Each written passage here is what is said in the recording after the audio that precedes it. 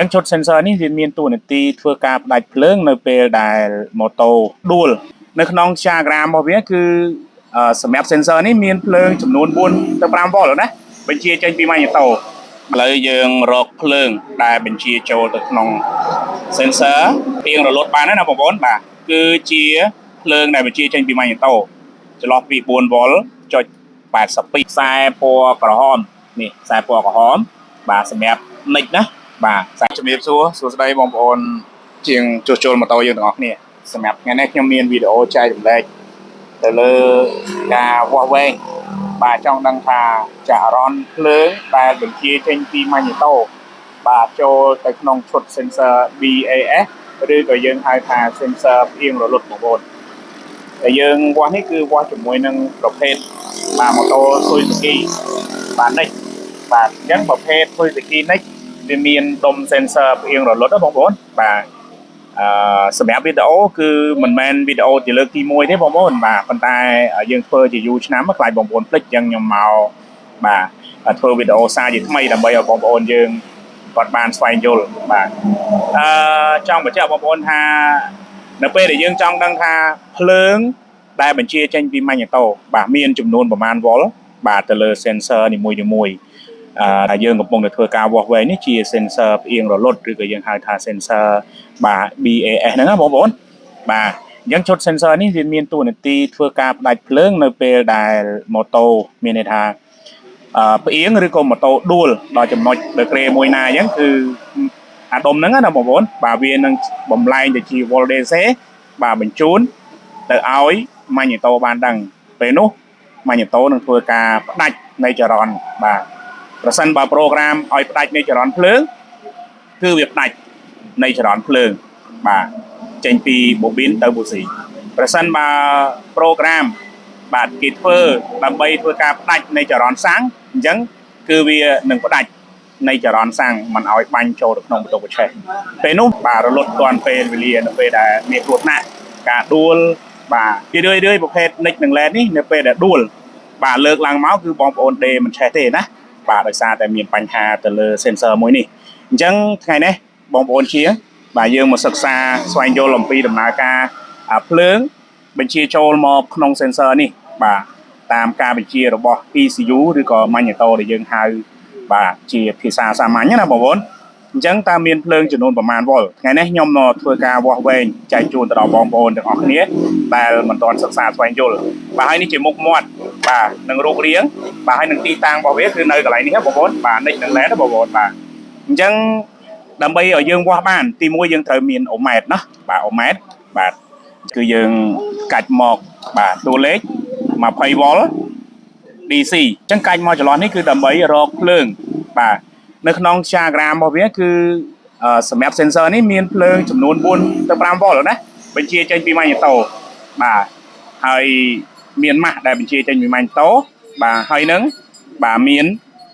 ខ្សែភ្លើងមួយខ្សែដែលយកព័ត៌មាននៅពេលដែលវាផ្អៀងអញ្ចឹងទៅគឺវានឹងធ្វើការឡើងនៃកម្រិតវ៉ុលថ្ងៃនេះខ្ញុំបង្រៀនបងប្អូនខ្ញុំមកបញ្យល់បងប្អូនមិនឲ្យបងប្អូនចាំទៅលើពណ៌ខ្សែទេមានន័យថាឲ្យបងប្អូនយល់អំពីការវាស់វិញជាដំបូងមុននឹងយើងវាស់រកភ្លើងបញ្ជាចូលទៅ4ទៅ5 វ៉ុលនឹងបានគឺសូមឲ្យបងប្អូនដោះ sensor ជួយដោះតិចមកដោះ sensor ចេញពីឌុយយើងរកភ្លើងចូលសិនណាអញ្ចឹងក្នុងករណីបើ load check នៅលើ tableau នេះload check នៅលើ tableau បែបនេះណាបងប្អូនអាហ្នឹងមានបញ្ហាទៅលើ sensor នីមួយៗឧទាហរណ៍នៅពេលនេះគឺយើងកំពុងតែដោះទៅលើ sensor BAS ឬក៏យើងហៅថា sensor ផ្អៀងរលត់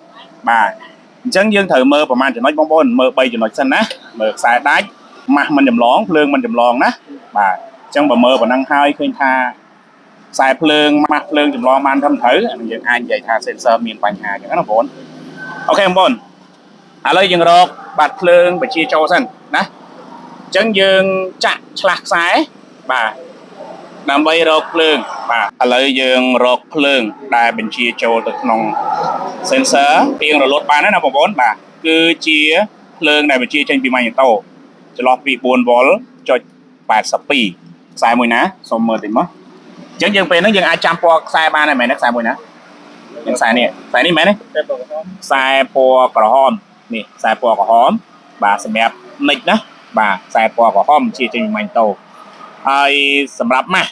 យើងវាស់យ៉ាងម៉េចបើយើងដឹងថាជាម៉ាស់បាទអញ្ចឹងសូមឲ្យបងប្អូនឆ្លាស់នេះណានៅពេលដែលយើងឆ្លាស់បាទអូម៉ែត្រពីបូកទៅដកបាទយើងដឹងថាមានម៉ាស់បញ្ជាចូលមកហើយនេះណាបាទ DC នេះខាងក្រោមនេះតំណាងឲ្យម៉ាស់អញ្ចឹងម៉ាស់បានបញ្ជាចូលមកបាទឈុត sensor ហើយអូខេឥឡូវយើងរកបាទភ្លើងដែលបញ្ជាចេញពី sensor ទៅម៉ាញ់តូថានៅកម្រិតណាបងប្អូនបាទអញ្ចឹងដើម្បីយើងវាស់បានសូមឲ្យបងប្អូនដោត sensor បាទចូលទៅទីតាំងរបស់វាដែលត្រឹមត្រូវបាទមិនផ្កាប់មិនផ្កាជាទីតាំងមួយដែលវាអាចគ្រប់គ្រងបាទវ៉ុលដែលបញ្ជាទៅ ECM បាទឬក៏ ECU ឬក៏យើងហៅថាម៉ាញ់តូណាបាទអញ្ចឹងខ្សែដែលបញ្ជាចេញពីឈុត sensor បាទផ្អៀងរលត់បាទអញ្ចឹងយើងវាស់ទី1យើងវាស់ជាមួយនឹងម៉ាស់ដែលបញ្ជាចេញពីម៉ាញ់តូទី2យើងវាស់ជាមួយនឹងខ្សែពណ៌ខ្មៅឆ្នោតបាទដូចជាសូកូឡាបងប្អូនបាទនេះការដោត sensor នេះគឺប្រសិនបើបងប្អូនដាក់ខុសទីតាំងរបស់វាអញ្ចឹងវាក៏អាចមានបញ្ហាដែរបងប្អូនបាទអញ្ចឹងសូមឲ្យបងប្អូនបាទមើលអំពីតម្រង់ដើមរបស់វាគឺយើងដោតទៅកន្លែងនេះណាតាមពិតទៅវាដោតខាងក្នុងតែខ្ញុំដោតខាងក្រៅគឺងាយស្រួលការវាស់ណាបងប្អូនបាទនេះឃើញទេហើយដាក់ឲ្យវាស្មើណាឲ្យវាថ្លឹង level វាបានណាបងប្អូនមិនឲ្យផ្អៀងបាទមិនឲ្យផ្អៀងខ្លាំងពេកមិនឲ្យបាទងើបខ្លាំងពេកគឺត្រង់ចំណុចហ្នឹងអញ្ចឹងចង់បញ្ជាក់អានេះជាម៉ាស់ណាខ្សែពណ៌ខ្មៅខ្សែពណ៌ទឹកប៊ិចឆ្នោតខ្មៅណាជាម៉ាស់ដែលបញ្ជាចេញពីម៉ាញ់តូហើយខ្សែពណ៌បាទខ្មៅឆ្នោតក្រហមរាងខ្មៅដូចនេះខ្សែនេះជាខ្សែបាទយកព័ត៌មានចេញពីsensor ផ្អៀងរលត់ទៅឲ្យម៉ាញ់តូតើភ្លើងនៅចន្លោះប្រមាណដែលបាទมันមានបញ្ហាเนาะឥឡូវយើងចាប់តាមវាស់ទាំងអស់គ្នាអូម៉ែត្រយើងកាច់មក20 V DC តដែរបងប្អូនបាទ